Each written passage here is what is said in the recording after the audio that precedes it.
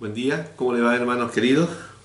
Les saludo en amor del Señor para seguir este tiempo de devocionales en el libro de Hechos. Y ya en el capítulo 12 habíamos dicho que es un capítulo bisagra y de alguna forma nos está cerrando una etapa y abriendo una etapa nueva.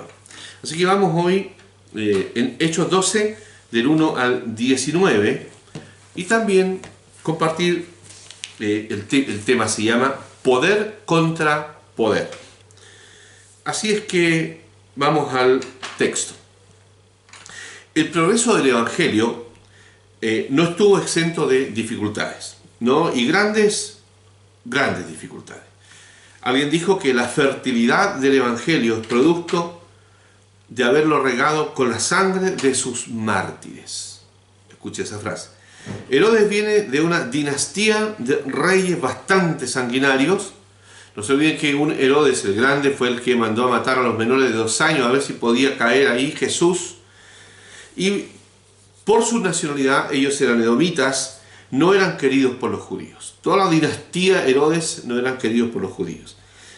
Sin embargo, a fin de agradar a los judíos de la plana mayor, que eran contrarios a los cristianos, después de mandar a ejecutar a Jacobo, quiso hacer lo mismo con Pedro. De manera tal que le cayó a Pedro, él con todo el poderío que tenía, que a partir de su investidura como rey de Israel. Así es que Pedro está preso y con muy poca expectativa de vivir. Así es la cosa. Muy bien, vamos al capítulo 12, versículos 1 al 5. En aquel mismo tiempo el rey Herodes echó mano a algunos de la iglesia para maltratarlos y mató a espada a Jacobo, hermano de Juan. Y viendo que eso había agradado a los judíos, procedió a prender también a Pedro. Era entonces los días de los panes sin levadura, una fiesta judía.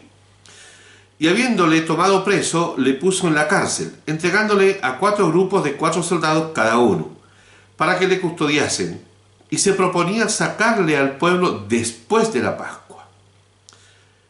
Así que Pedro estaba custodiado en la cárcel, pero la iglesia hacía sin cesar oración por él. Durante esta fiesta judía no se podía ejecutar a nadie, por lo que Herodes esperaba pasar la fiesta y ejecutar a Pedro. Obviamente que iba a tener la anuencia de Pilato, de Roma, porque estos complicados cristianos estaban alborotando a todo el mundo. Pero la iglesia hacía oración sin cesar por Pedro. Tenga en cuenta ese pero. Versículo 6. Y cuando Herodes le iba a sacar aquella misma noche, estaba Pedro durmiendo entre 2 soldados, sujeto con 2 cadenas, y los guardas delante de la puerta custodiaban la cárcel. Muy asegurado, Pedro se sienta, digamos, tanta seguridad para que esté preso es para que él sienta el poder del rey, ¿no? Y no haya posibilidad de escapar, ni que haya posibilidad de ser liberado. Son las 2 cosas. En el versículo 7 al 9 dice: Y he aquí que se presentó un ángel del Señor, y una luz resplandeció en la cárcel, y tocando a Pedro en el costado, le despertó diciendo: Levántate pronto, y las cadenas se le cayeron de las manos. Le dijo el ángel: Cíñete y átate las sandalias, y lo hizo así. Y le dijo: Envuélvete en tu manto y sígueme. Y saliendo le seguía, pero no sabía que era verdad lo que hacía el ángel, sino que pensaba que veía una visión. Ya Pedro había tenido visiones, así que pensaba que esto también era una visión. Otro poder. Pedro es objeto de una muestra de otro poder. Hay un poder que lo tiene encarcelado y hay un poder que lo libera. ¿Me entiende? Por eso hablamos de poder contra poder. Es el poder de Dios. Y el cuidado de Dios sobre su pueblo, sobre sus líderes. Así es que estamos viendo una batalla de poderes. ¿Es así? Sigamos. Habiendo pasado la primera y la segunda guardia llegaron a la puerta de hierro que daba a la ciudad, la cual se le abrió por sí misma, y salidos pasaron una calle, y luego el ángel se apartó de él. Es muy interesante que solo se dé cuenta que no es un sueño cuando está en la calle. Podría haberse dado cuenta antes, pero ¿sabe qué? Uno piensa, ¿no? ¿Qué pasaría si esto te pasa ahí adentro? ¿No? Así el ángel no le dio lugar a sobresaltarse, ni a la duda, no. Simplemente él pensó que era un sueño, siguió al ángel tranquilo, y de esta forma llegó y ganó la calle.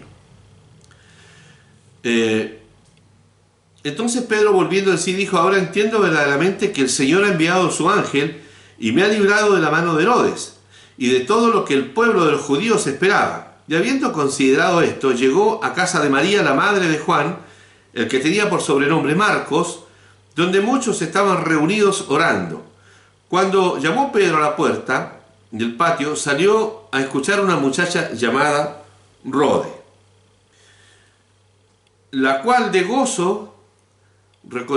reconoció la voz de Pedro. De gozo no abrió la puerta, sino que corriendo adentro dio la nueva de que Pedro estaba a la puerta. Y ellos dijeron: estás loca. Pero ella aseguraba que era así. Entonces ellos decían: es su ángel. Es su ángel. Pedro va a la casa de María, madre de Juan, que era como el cuartel general de los discípulos. Allí oraban, allí estaban juntos, allí comían, y fue tal la emoción de escuchar a Pedro, de Rode, que no abrió la puerta, pero tampoco creían que era él quien tocaba, y que estaba libre, y a salvo de Herodes. El versículo 16, dice: más Pedro persistía en llamar, y cuando abrieron y le vieron se quedaron atónitos. Pero él, haciéndoles un gesto con la mano, una señal de que callasen, les contó cómo el ángel lo había sacado de la cárcel y dijo: haced saber esto a Jacobo y a los hermanos, y salió y se fue a otro lugar. Luego que fue de día, hubo no poco alboroto entre los soldados sobre qué había pasado de Pedro, o qué había sido de Pedro. Mas Herodes, habiéndole buscado sin hallarle, después de interrogar a los guardias, ordenó llevarlos a la muerte. Después descendió Pedro de Judea a Cesarea y se quedó allí. Terrible y mayúsculo el caos en la casa de Herodes. Los guardias fueron ejecutados por negligencia y Pedro se libró de la mano de Herodes. Comentarios. Los edomitas son descendientes de Esaú, aquel que vendió su primogenitura por un guisado de lentejas. Y los judíos son de la línea de Jacob, el hermano de Esaú. Por eso Herodes, que era edomita, no era querido y era altamente resistido por el pueblo.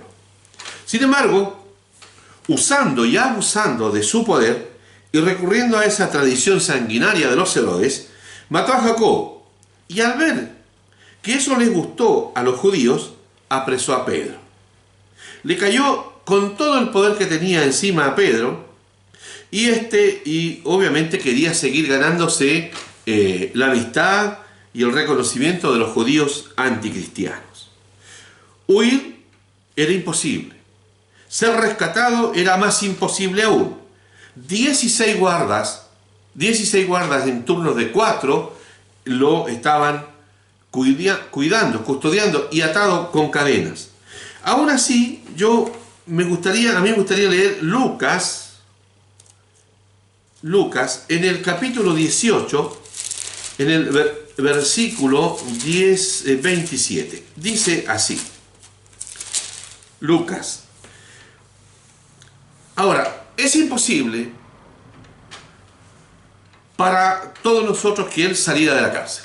Pongámonos en el lugar. Pero dice así: Jesús les dijo: lo que es imposible para los hombres es posible para Dios. De paso, ¿no es cierto?, se congraciaba con Pilato, terminando con estos alborotadores que ahora se llamaban cristianos. Hay una cita en Mateo 26:31, búsquela usted. Pero la iglesia tiene un poder y lo va a usar: la oración. Esta supera cualquier arma forjada. La oración mueve el corazón de Dios en favor de su pueblo. Zacarías dice en el capítulo 4, versículo 6, y esto se alarga un poquito, pero me gustaría leer Zacarías 4, 6, dice así: no con ejército ni con fuerza, sino con mi espíritu, ha dicho Jehová de los ejércitos. Muy bien, van a haber batallas en la vida, problemas, pleitos, pero la iglesia se va a mover por fe, por la oración y por la seguridad de que el Señor no tardará en cumplir sus promesas. Poder de hombres, armas, caballos y carros. Poder de la iglesia, la oración. Que Dios nos bendiga.